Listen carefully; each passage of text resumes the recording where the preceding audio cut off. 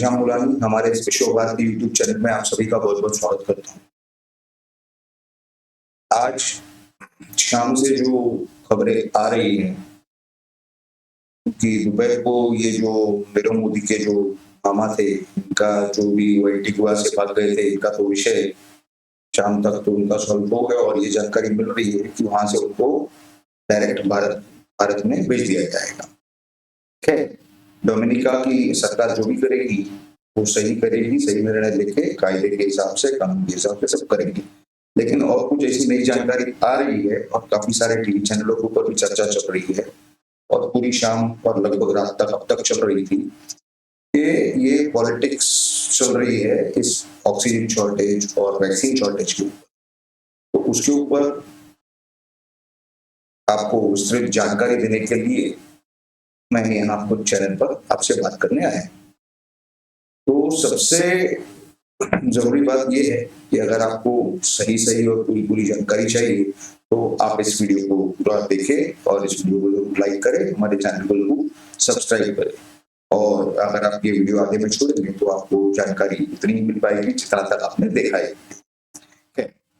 आपको एक बात बता दूं, ये पहले तो मैं आपको ऑक्सीजन की बात जो है, ऑक्सीजन शॉर्टेज का विषय, ये मैं सबसे पहले क्लियर करूंगा कि नॉर्मल सर्कमस्टेंसेस, मतलब जब ये कोविड और ये कोरोना सब नहीं था, मान लीजिए कि एक शहर में 100 लोगों को ऑक्सीजन की जरूरत पड़ती थी, यानी 100 या 150 ऐसे केसेस होते थे शहर में जिनमें कि हॉस्पिटल में या घरों में ऑक्सीजन देने की जरूरत होती थी। तो उस हिसाब से वो ऑक्सीजन सप्लाई था और उसी हिसाब से वो ऑक्सीजन के ट्रांसपोर्टेशन की व्यवस्था थी, यानी वो ऑक्सीजन उस हॉस्पिटल तक कैसे पहुंचेगा ऑक्सीजन प्लांट से, इस तरह की व्यवस्था थी। लेकिन अब जब ये कोविड और ये सब जो मसले उठे हैं, इसके बाद में वहां पर जहां पर 100 या 150 लोगों की महीने में जरूरत होती थी, वहां पर अगर 1000 लोगों की हो जाए तो मान के चलिए कि पूरे भारत में अगर 5 या 10,000 ऐसी गाड़ियां थी या टैंकर थे या 25,000 थे, तो अचानक आप बोलोगे कि उसकी जो ये है संख्या वो 10 गुना या 100 गुना ज्यादा हो जाए, तो वो नहीं हो सकता। तो ऐसा नहीं है कि भारत में ऑक्सीजन की कमी है या कुछ ऐसा है। हाँ, थोड़ा बहुत कहीं होता होगा, लेकिन एकदम से आप कहेंगे कि ऑक्सीजन ही नहीं है देश में, तो ऐसा नहीं है। दूसरी चीज कि अगर आप सब लोगों ने देखा होगा कि ये जो वैक्सीन डिप्लोमेसी पिछले 1.25 साल में, 1.5 साल में भारत ने की, हमारे देश के प्रधानमंत्री ने की, उसी के वजह से आज रेमडेसिविर हो, वैक्सीन हो या ये सब जो चीजें हों, ये सब बाहर के विदेशों से यहाँ पर भेजी जा रही है, दूसरे देशों से। तो ये सब हमारे भारत के प्रधानमंत्री के डिप्लोमेसी की, फॉरेन अफेयर्स की, फॉरेन पॉलिसी की बहुत बड़ी चीज है, ये हमको मानना होगा। दूसरी तरफ आपने इसके कंपैरिजन में अगर आपको दिखाऊं कि आपको मालूम होगा, जब गुजरात में जब चुनाव चल रहे थे तो यही हमारे जो पूर्व प्रधानमंत्री मनमोहन सिंह और उनके जो भी लोग, ये सब लोग चाइना के कॉन्सुलेट या एम्बेसी में जाके बैठे थे उनसे चर्चा करने के लिए। किस हैसियत से किसी को पता नहीं, और वो चाइना वाले इनको एंटरटेन कर रहे थे। तो इनकी फॉरेन पॉलिसी और ये सरकार की फॉरेन पॉलिसी, ये आप समझ रहे हैं कि जब ये सत्ता में नहीं थे तो भी खुद को सत्ता में समझ के और जाके चाइना के कॉन्सुलेट या एम्बेसी में वहां के अधिकारियों से जाके या हाई कमिश्नर से या कॉन्सुलर जनरल से चर्चा करते हैं। दूसरी बात कि ये हो गया आपके ऑक्सीजन का विषय। अब आपको एक और बात बताऊं कि ये जो वैक्सीन हैं, ये वैक्सीन की इतनी जब जरूरत नहीं थी और एक पर्याप्त मात्रा में जहां पर देना जरूरी था, क्योंकि वहां पर ये ट्रेड का सवाल था, जहां से हमको हमारे वैक्सीन के लिए रॉ मटेरियल मिल रहे थे। भारत को रॉ मटेरियल मिल रहा था वैक्सीन बनाने के लिए, और उनके साथ जो भी ट्रेड एग्रीमेंट या डील हुई थी, उस हिसाब से पर्याप्त मात्रा में जिनको उन देशों को या उन कंपनियों को वैक्सीन देना जरूरी था, वो पर्याप्त मात्रा में दिए गए हैं। हाँ, कई जगह एड भी दिया गया है कुछ छोटे छोटे देशों को। आज उसका फायदा भी जो है भारत को और भारत के सभी नागरिकों को मिल रहा है। तो इस तरह की जो ये गलतफहमी फैलाई जा रही है कि देश के बच्चों का जो वैक्सीन है वो बाहर बेच दिया प्रधानमंत्री मोदी ने, तो ऐसी कोई बात हुई नहीं है। जो चीजें जरूरी थी, जो कदम उठाने जरूरी थे, वही किया गया है। हमारे देश के नागरिकों के साथ कोई भी अन्याय हो, कुछ भी अन्याय हो, इस तरह का कोई कदम उठाया नहीं गया। अब आते हैं इस चीज पर कि आप देख रहे होंगे कि इस तरह की ये सोशल मीडिया से, वो व्हाट्सएप हो, चाहे ट्विटर हो, तो इस तरह के सब मैसेज फैलाए जाते हैं, जानकारी फैलाई जाती है और हमारे युवाओं को उनका जो है मिसलीड किया जाता है, उनको गैर मार्गदर्शन किया जाता है, उनकी दिशा भूल की जाती है।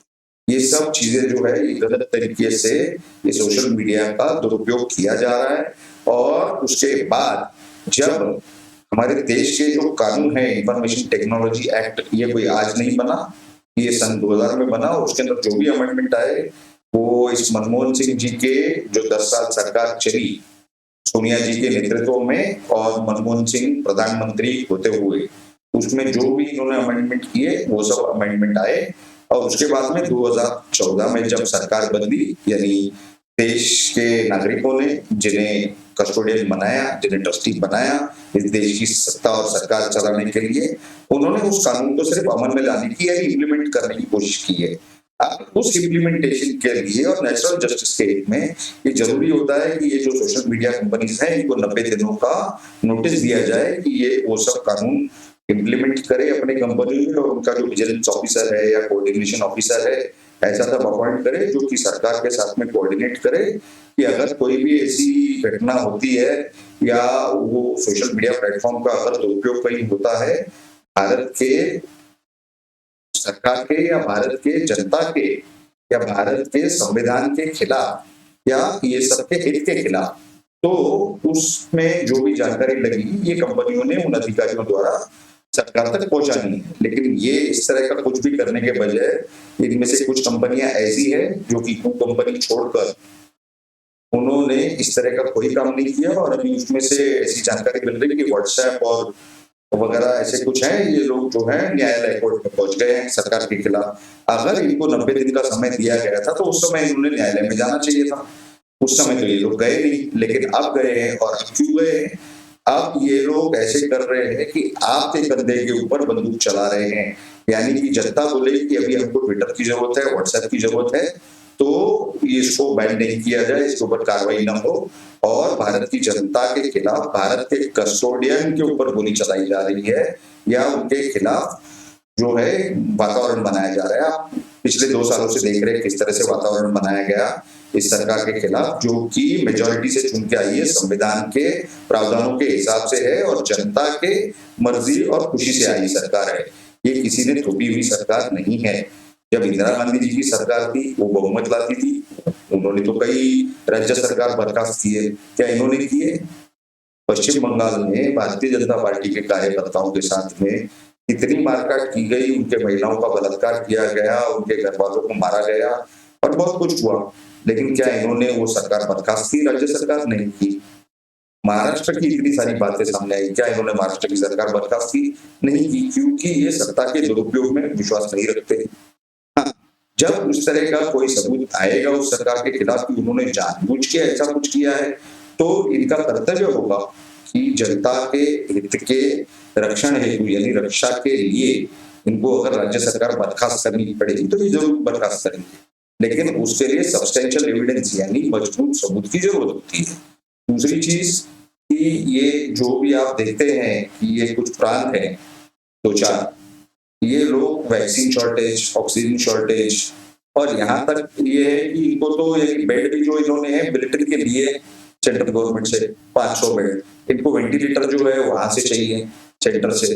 अब हर चीज अगर सेंटर ही करेगी और प्रधानमंत्री मोदी हो या उनकी जो टीम हो या उनके मेंबर ऑफ पार्लियामेंट यानी सांसद हो वो अगर चुप के आए, तो क्या ये 2-4 राज्य जो है इनके जो भी पार्षद है या इनके जो भी विधायक है या ये जो मुख्यमंत्री, क्या ये चुप के नहीं आए? क्या इनका वहां के प्रदेशों के जनता के प्रति कोई कर्तव्य नहीं होता? क्या इनकी कोई जवाबदारी नहीं है? क्या इनकी अकाउंटेबिलिटी नहीं है?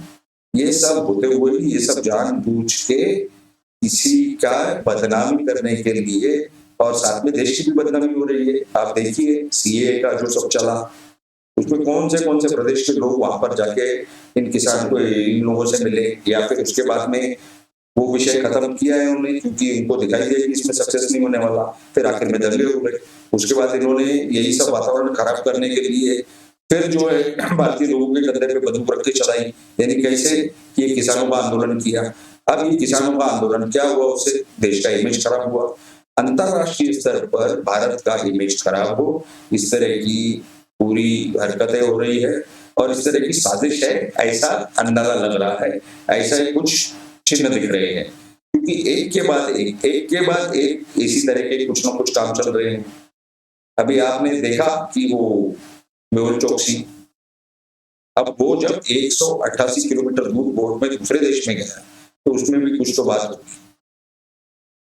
और उसी वजह से एंटीगुआ उन्हें लेने तैयार नहीं है अपने देश में। वो कहते हैं कि हमारा नागरिक होते हुए इन्होंने गलत तरीके से काम किया है, इनके ऊपर ऑलरेडी 2 केस चल रहे हैं, अब हम इनको नहीं लेंगे, इनको भारत भेज दिया जाए। तो ये सब तरीके हैं कि जिस तरह से भारत का जो नाम है और यहाँ के प्रधानमंत्री का जो नाम है वो खराब, ये जानबूझ के कोशिशें चल रही है। आप सभी लोगों से ये निवेदन है कि आप सभी लोग सतर्क रहिए और इसके साथ में कौन से मीडिया हाउसेस जुड़े हुए हैं, नहीं है, या कौन से ऐसे मीडिया हाउसेस है जो सही जानकारी दे रहे हैं या आधी सही देते हैं और बाकी की आधी छुपा देते हैं, या आधी गलत देते हैं और बाकी की सही आधी छुपा देते हैं। ऐसा क्यों होता है?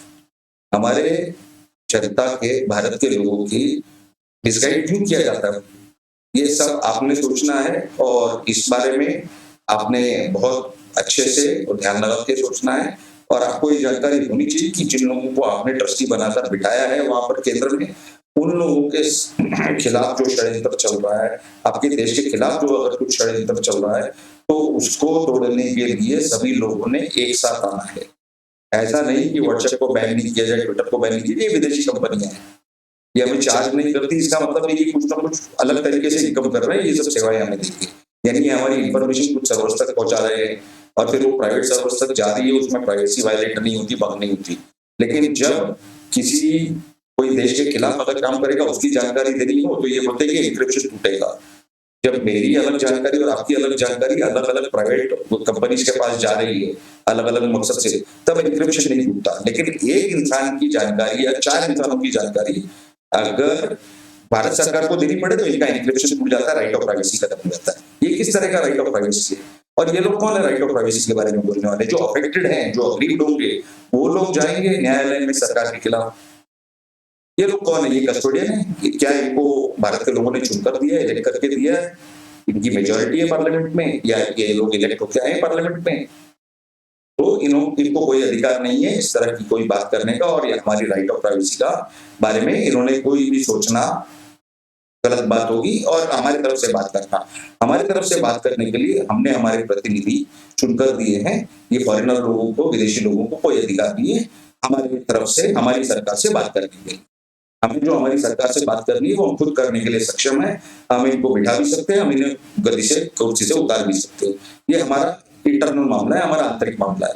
इसीलिए आप सभी से निवेदन है कि आप लोग सतर्क हो जाइए और आपके घर की चीजों में बाहर वालों ने आके हस्तक्षेप करके और आपका प्रतिनिधि बनकर आप ही के लोगों से झगड़ा करवाएंगे और आपका परिवार को तोड़ देंगे। उसके बाद आप फिर रास्ते पे आ जाओगे। ये पहले भी हो चुका है।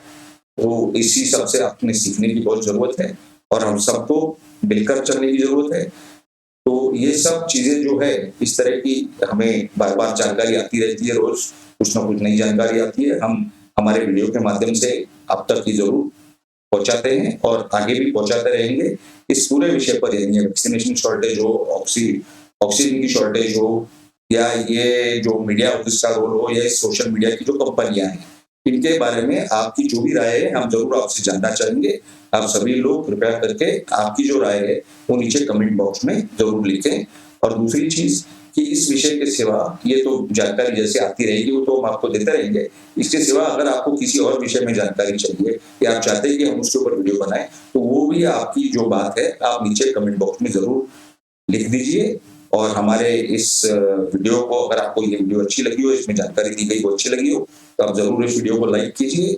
और आगे भी हमारे वीडियोस की जानकारी जैसे जैसे आएंगे आपको नोटिफिकेशन मिले, इसके लिए हमारे इस विश्व भारती यूट्यूब चैनल को आप जरूर सब्सक्राइब कीजिए। आप सभी ने आपका अमूल्य समय इस वीडियो को देखने में और जानकारी लेने में लगाया, इसके लिए आप सभी का बहुत बहुत धन्यवाद।